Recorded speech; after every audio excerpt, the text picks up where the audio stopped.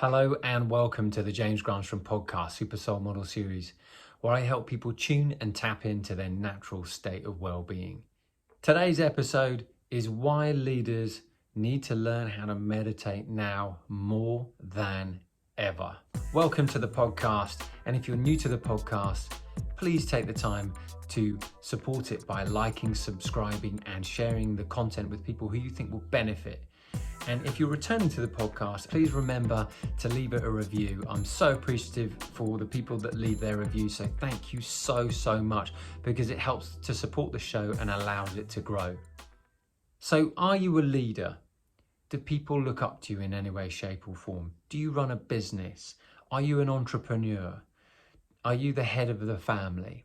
Are you a coach? Are you in social services? Are you in government?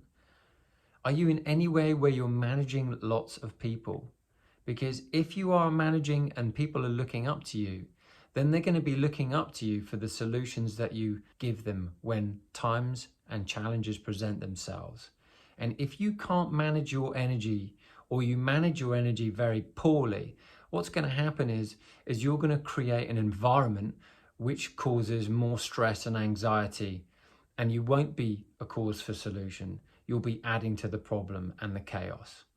If we look around at the world right now, we're going through unprecedented times. Post-pandemic, COVID has created all sorts of problems and challenges. We're looking at children having to be homeschooled more of the time. Has that been causing disruptions at home?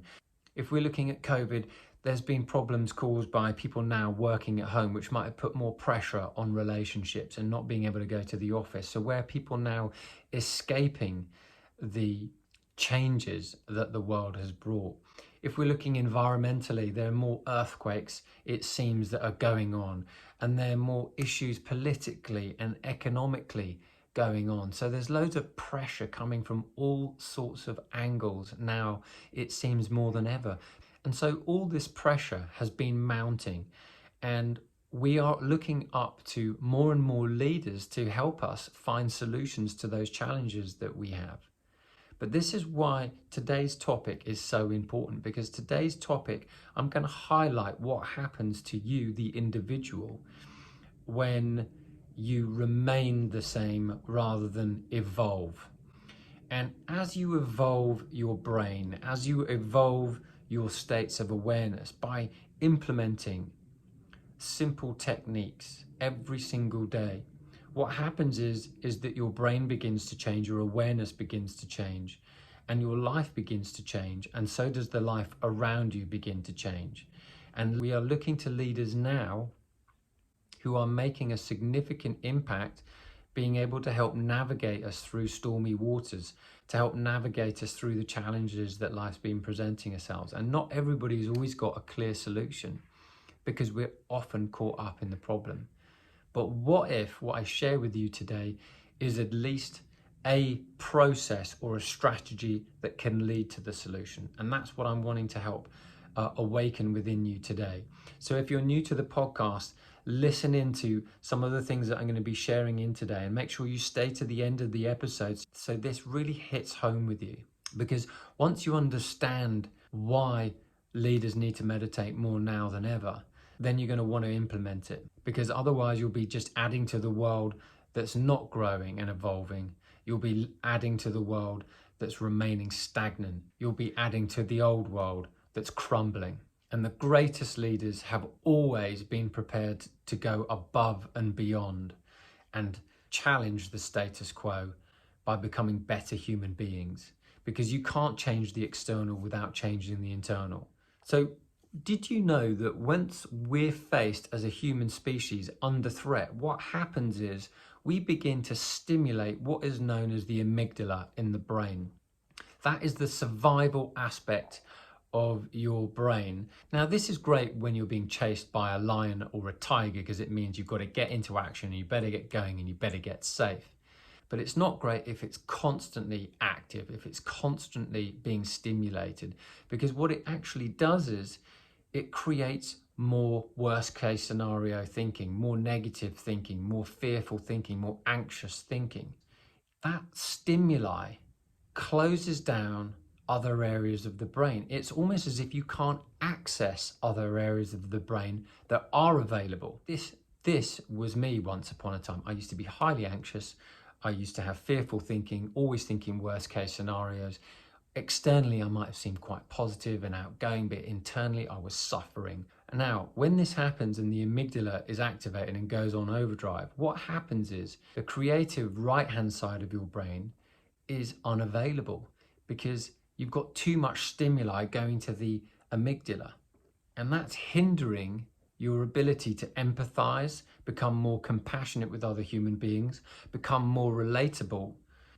And the brain and the body is a veritable chemical factory producing more and more chemicals. So if you are experiencing lots of worry and anxiety, it almost creates more.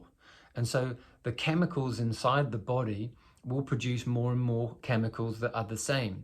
And it will feel like you're in this cycle, this loop of lunacy that I've coined the phrase of, which is a never-ending cycle. And that was me once upon a time until I began to interrupt that pattern.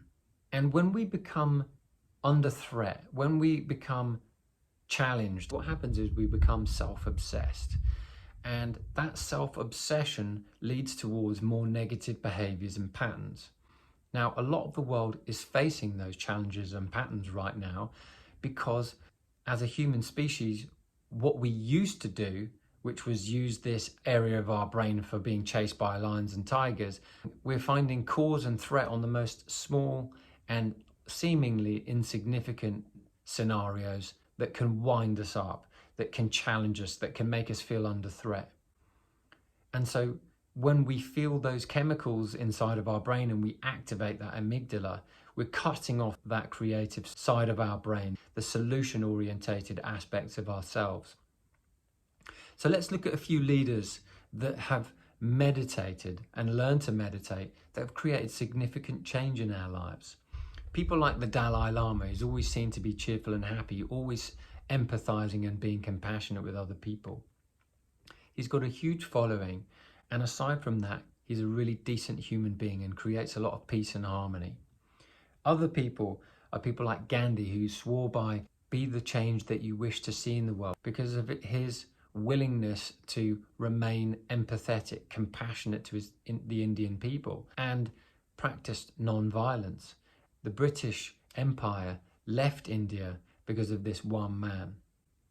Now, other people are people like Oprah Winfrey. Oprah was one of the first black ladies who had her own network show in the United States, and she was helping so many millions of people and viewers on her show by being compassionate and empathetic for some of the challenges that her guests were sharing on the Oprah Winfrey Show. And she has continued to this day to make such an impact on people's lives because of her compassion and empathy for other human beings.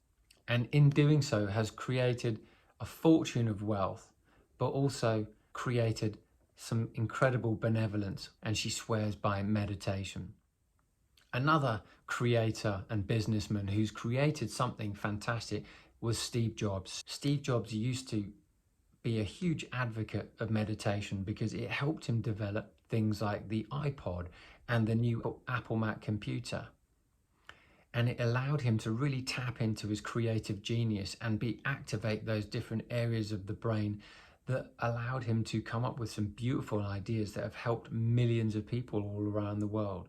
And another human being is Nelson Mandela, who practiced meditation after being locked up for like 25 years plus and managed to forgive the people that locked him up in the first place. And he helped a generation and helped end, for the most part, apartheid in South Africa. So look at the compassion and empathy that this little practice, that these incredible leaders do, that have really changed the course of our lives and some countries' lives as a result. And another case study is Ariana Huffington of the Huffington Post. She had a meltdown where she was working overtime and getting burnt out and realized that she wasn't taking care of herself. And so she realized and was told about meditation. And as she began to meditate, she began to become more in touch with herself, giving herself enough time. And in doing so, became much more compassionate and opened up the Huffington Post to leaving more space for wellness and well-being for readers, to allow them to get in touch with themselves when challenges occur and how to deal with things. And that has created a beautiful space on the Huffington Post. And she wrote that in her book, Thrive. So all these case studies are showing that leaders that you may know of are using this self-care practice of just quietening the mind to create a space of inner peace. And in doing so, you're not over stimulating the amygdala, that area of your brain that's constantly under threat, constantly showing anxiety, fear-stricken thoughts, and narrowing the perspective of what's possible. Because when you learn to quiet the mind, what happens is the mind opens and solutions begin to present themselves. It's almost as if the blinkers are off and possibility opens. And so if you're a leader in any way, shape or form, learning how to incorporate this practice into your daily life can make such an incredible change and transformation in your life and the people that you're leading.